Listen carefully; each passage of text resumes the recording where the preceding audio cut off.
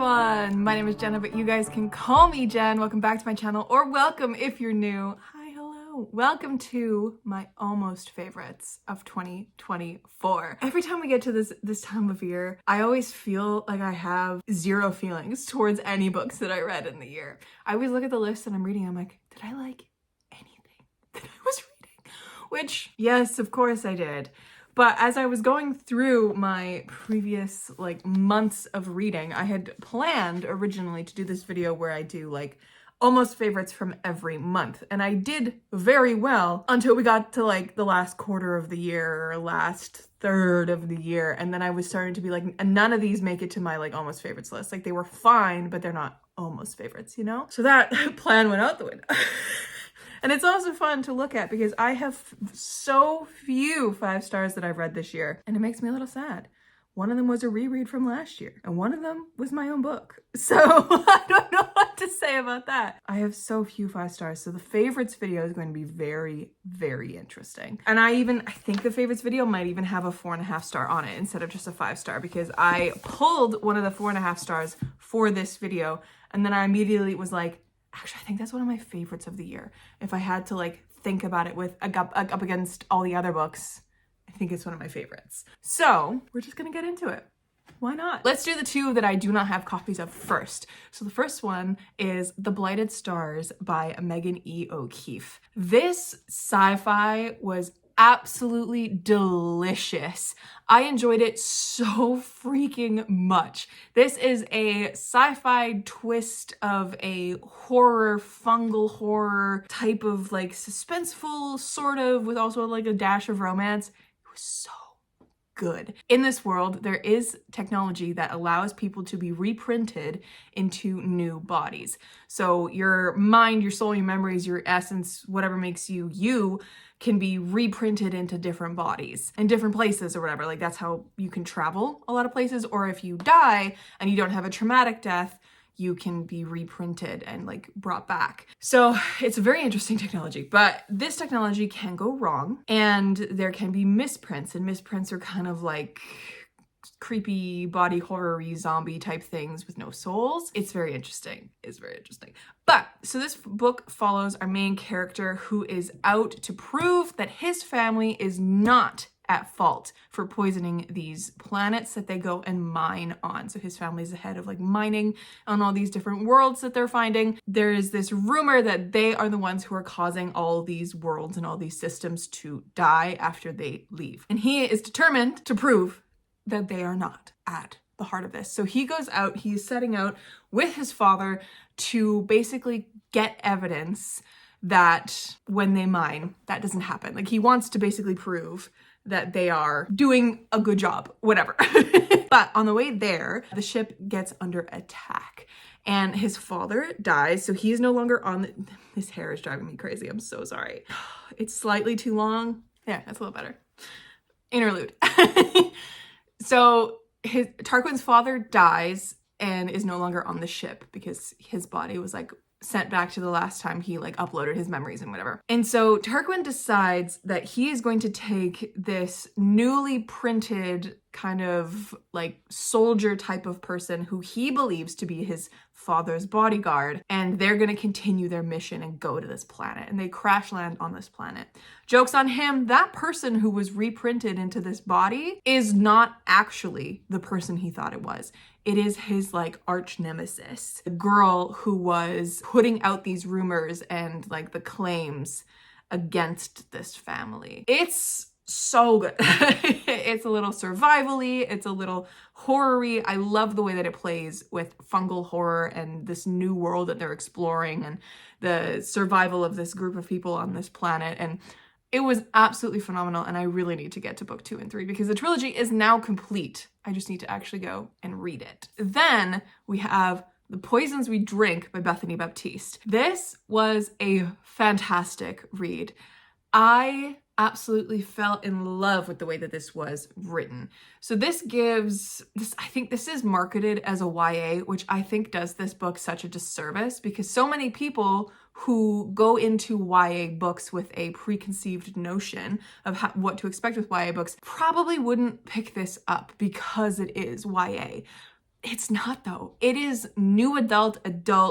The way that it is written feels like an adult fantasy to me. It's urban fantasy, which makes it really interesting and intriguing with the different kind of magic systems and the caste systems and the racialized kind of look at these magic beings in here that we are following.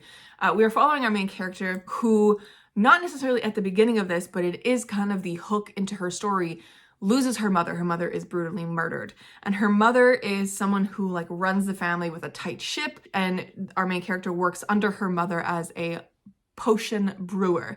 And in this world, like her power is brewing potions. But when she does it, she has to do it very carefully and with certain things in place because it is also incredibly dangerous and detrimental to her. And this is the family business, especially love potions. Her branch of potion making is specifically love potions of different levels and different like brands. Like you can have like unrequited love and like familial love or friendship love, that kind of a thing. Her mother's death kind of takes her on this journey to, one, figure out who killed her mother, to keep the family business alive, and it pushes her to the brink. It sends her on this downward spiral, and it was absolutely, utterly fabulous. This book was so good. Like, it wasn't super action-packed and like breakneck speed that you would expect from what is marketed as a YA book nowadays.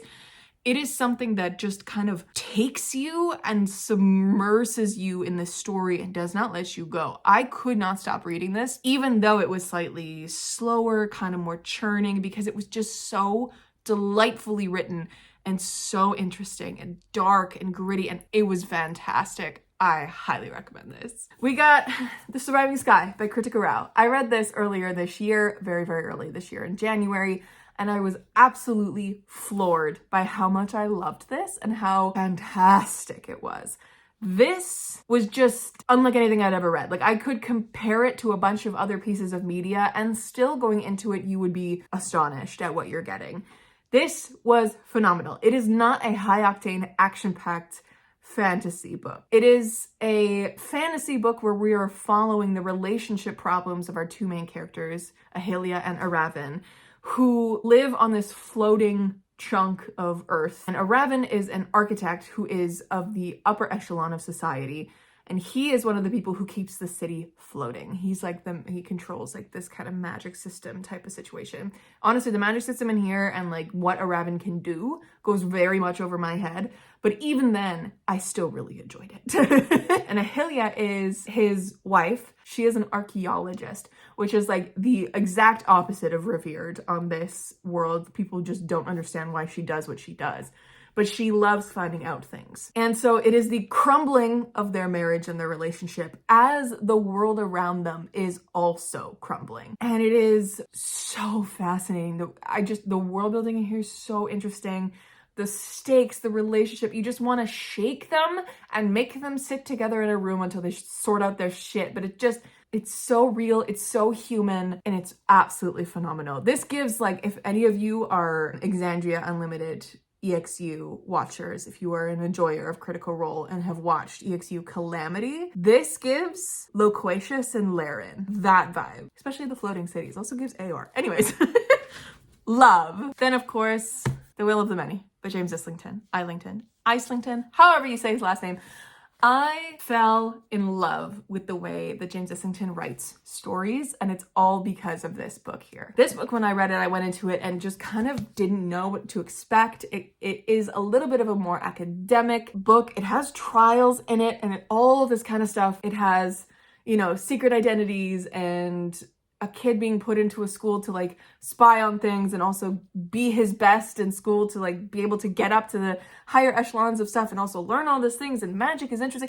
It has all of the typical fantasy tropes. And yet, even though I'm not a big fan of trials in books, even though like school vibes don't necessarily work all the time for me anymore because they're a little overdone, this was fucking phenomenal. And the ending absolutely shook me to my core. And I was so mad that I did not have book 2 and book 3 in my hand because they're not out in the world yet. They're coming out in 2020. Well, book 2 is coming out in 2025. So I don't even know how long we're going to wait until book 3 is out. This book absolutely just, it sent me on a tailspin of finding out more about James Essington's writing, I ended up reading The Shadow of What Was Lost after this and absolutely loving that. And that is, spoilers, it's one of my favorite books of the year. And it's just, I can't wait to read more and to immerse myself in more of James Essington's storytelling, because he is such a master of how he presents a story to you. And his worlds are interesting, his characters are interesting, but to me, what really does it for him is his storytelling. I loved this, absolutely loved this. This follows Vis, who was orphaned a number of years ago. He's very secretive about his past and who he actually is, but he gets recruited, basically adopted by this really kind of upper echelon guy and recruited into their rebellion type of situation to go into this school and find out information and also become really, really good at magic and all this kind of stuff. So he undergoes a lot of academic trials and also some interesting personal stuff with like people he meets, and it's just so interesting. I love this book so deeply, and I can't explain it well enough because there's so much shit that happens in this book. You just have to go read it, and trust me, it is worth your time. And we have this cutie patootie right here. We have the Target Dream Department Store by Mie Lee. This is a itty bitty little cozy fantasy that was translated from Korean by Sandy Jusung Lee and sold here. This was just utterly delightful. This is the kind of book that I absolutely love to read in like one sitting and sink into and just lose myself in, because this is the kind of book that just gives you a, pardon my pun for the dream department store, but it gives you such a dreamlike quality, and it's so good. So this follows our main character who ends up getting a job at the Delegate Dream Department Store, and it's her settling into her job, getting to know the people she works with, and it's also interspersed with some different stories of people who come to get dreams in this world as they're sleeping, and it's them and how the dreams affect their lives and who they are. It's little snapshots of this and that, and it slowly kind of gets deeper and deeper into the stories and into the themes at play, and it's just stunning, and I absolutely loved this. And then we got Black Tide Sun by H.M. Long. This is the sequel to my favorite book of last year, which was Darkwater Daughter, and this was so good. A fan-fucking-tastic sequel. Not quite a 5-star, not a new favorite like Darkwater Daughter was. All I can say is Samuel Rosser, new book boyfriend. That man, the respect in here. I'm not going to spoil what this one's about because this is, as I said, a sequel, but this is the second book in a pirating, wintry type of fantasy world. It is flintlock fantasy with pirates and really interesting world building. The first one follows Mary as she is captured and stolen, and then captured and stolen, and then captured and stolen, and kind of passed around to all these different ships because she is a storm singer. And storm singers in this world are enslaved and not very they're looked down upon, and they're not really treated as people. They are basically chained to their ship and must help the captains and sailors get to places and like calm the seas, essentially. And then we also have Samuel Rosser, who is a pirate hunter, and he's on the chase of this big bad pirate man who's like a notorious pirate guy, like the pirate, you know? So they come together and they have this really interesting storyline as they kind of get closer and closer in orbit, and every time they like meet and then part again, it's just fabulous. And then this is the continuation of that. I am so fucking excited for Red Tempest Brother, which is coming out next year. I can't wait to see how this trilogy ends, because this is going to be one of my favorite trilogies of all time.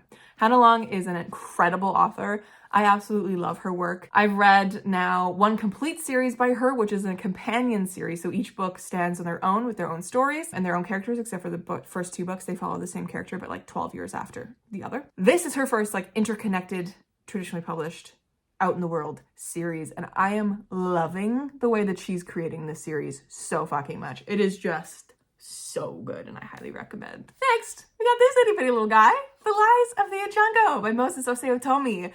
This was phenomenal. This is my favorite novella of the year, and I absolutely ate it up. It is a perfectly paced, perfectly written story.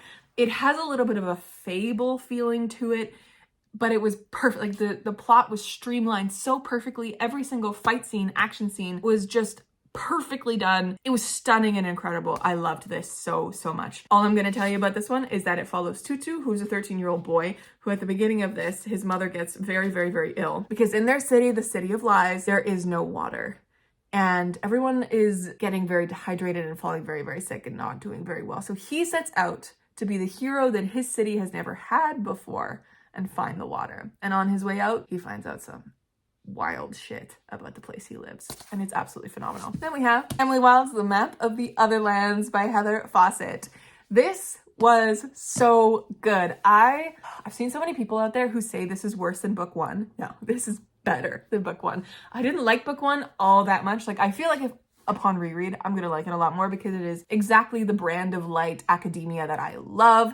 It is the same kind of vibe as a Marie Brennan's, you can't really see them, they're off screen, the Marie Brennan's Natural History of Dragons series. They're just so good, and it kind of gives the vibe of an India Holton series, but India Holton's a little funnier. Like, this is just a lighthearted, wonderful fantasy fun.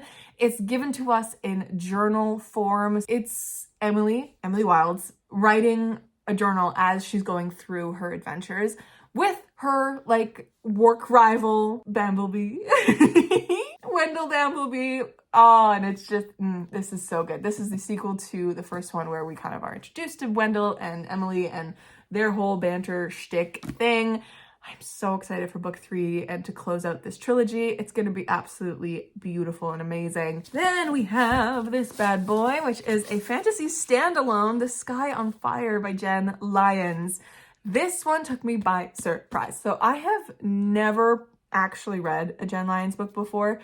I've tried with her previous series and didn't end up getting very far in it, but I'm going to try again because I loved this so deeply, and I feel like now that I kind of know what to expect from her, I'm gonna like her other series more than the first time I tried it. But because that was a number of years ago.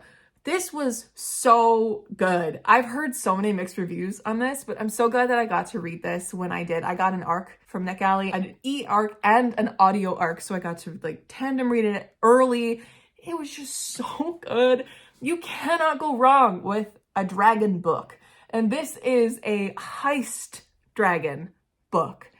Because I don't know why it didn't become more obvious to me before, but like the perfect thing to commit a heist for is a dragon's hoard. Is it not? I loved this. The found family in here is wonderful. I loved the queerness. I love the world. It wasn't a perfect book, but that's why it's on my almost favorites of the year list, because it just was so fucking good and I enjoyed it so much, and the reading experience was absolutely so much fun.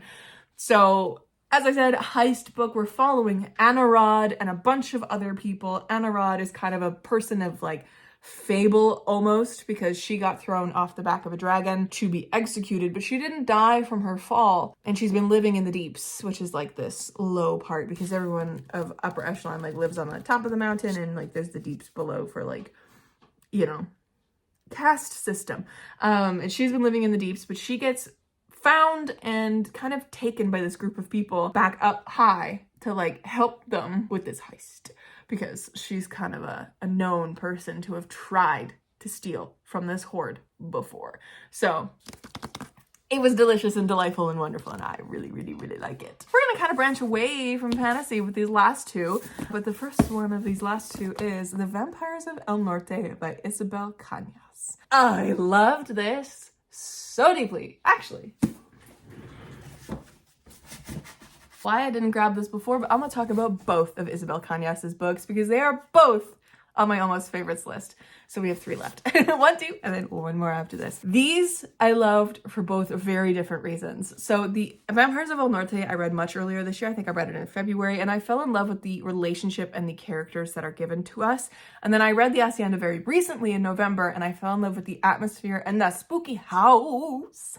It was just so good. And both of these ended up being 4.5 stars, and I just loved them for so many different reasons, and I'm so excited to keep going with Isabel Cañas's work when she comes out with something new, because there's just something so delicious about the way that she writes stories and the way that she gets atmosphere across and the way that she gets these subtle spooky things across. The Vampires of El Norte is more romantic. The Hacienda is definitely more gothic and spooky. if you were looking for a recommendation for either one. This one follows Nena and Nestor, who are childhood lovers. Nestor believes Nena to have died in a childhood accident, and he leaves for a number of years. Nena did not die. She was attacked by a mysterious creature. I wonder what that could have been. And so he ends up coming back a number of years later when the war is coming to their area, and he realizes that Nena didn't die. She's actually still alive, and then he like commits it to himself, basically, like he's never gonna leave her side again. And it's them going on wars together, and then him having to like bring her back home because of something that it's just so good. And it's their like childhood friends to strangers to like animosity, sort of, just on Nena's part, and then like to lovers, and it's just so good. It's so good. And then the Hacienda follows our main character, Beatriz, who marries this rich man to basically get away from her life and to give her mother and herself a new start. When she arrives to this Hacienda, to this beautiful manor, things are not as they seem. She starts getting haunted by this house, and it's gothic and spooky. And she meets a priest out there named Pastor Andres, and there is a little bit of a romance there as well. But what I really loved about this was the spooky atmosphere, and it just does not let up. It's wonderful. All right, last one on my almost favorites list, Penance by Eliza Clark. This, entirely out of my genre, entirely out of my realm, but holy fuck was it good. It made me so mad in the best way. This book is framed as kind of this journalist's biggest work that he's putting out. So it's called, this book is an examination of the 2016 murder of teenage Joan Wilson by 3 girls attending the same high school. It was written by a journalist, Alec Z. Corelli, and first published in March of 2022. So it's like a fictionalized look at a nonfiction book written by this fictional journalist. It's such a fascinating frame narrative in here. I really, really enjoyed it. And it is a look at true crime and how the fandom of true crime can really be. This book was so good. So good. And by the time, when you get to the end, oh, the way I was fuming because of what happens at the end, because of what's like revealed, delightful. Definitely trigger warnings for school shooting, murder, fire, being set on fire, and torture by teenage girls. Warning for that. But this was absolutely phenomenal. I really fucking liked this. Anyways, my friends, those are all my almost favorites of the year. I don't know how many there were. 1, 2, 3, 4, 5, 6, 7, 8, 9, 10, 12. There were exactly 12 books on this almost favorites list. Let me know down below some of your almost favorites of the year. Some like incredibly memorable books that you absolutely love but aren't necessarily making it to that top favorites list, because there are just other books out there that have like made it up, you know? Tell me about them in the comments. I would love to hear. And let me know if you've read any of the books that I mentioned in this video and what you thought of them, because I'd love to hear. And I will catch you guys in another video very, very, very soon. Next Friday, in fact. I'll see you back in this chair for my favorites of 2024, if I can figure it out by then. It's always so nerve-wracking, because I'm like, what if I read a favorite before the end of the year and I don't include it in that video? What then? You know?